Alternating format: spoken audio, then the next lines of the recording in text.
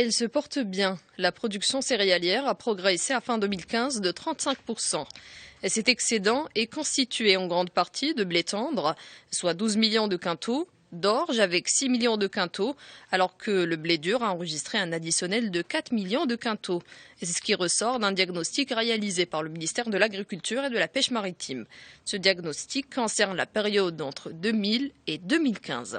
La transition est marquée par ailleurs par le lancement du plan Maroc vert. Le Royaume a accordé cette attention particulière à la céréaliculture.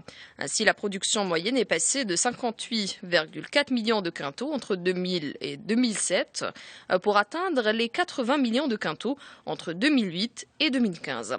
Sur ces deux périodes, le rendement des céréales a connu une nette amélioration. Ces bonnes performances en matière de productivité sont le résultat, entre autres, de l'utilisation raisonnée des intrants agricoles comme les engrais, mais aussi de la hausse du taux de pénétration des semences sélectionnées.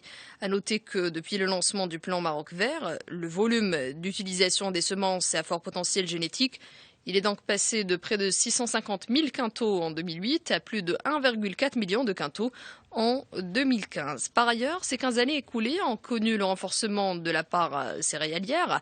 Stat, Taounat, Misset et Safi sont cités comme exemple, alors que Bni Mellal, El Jadida, El Qala, Sidi Qassem et Fez ont vu leur part se stabiliser.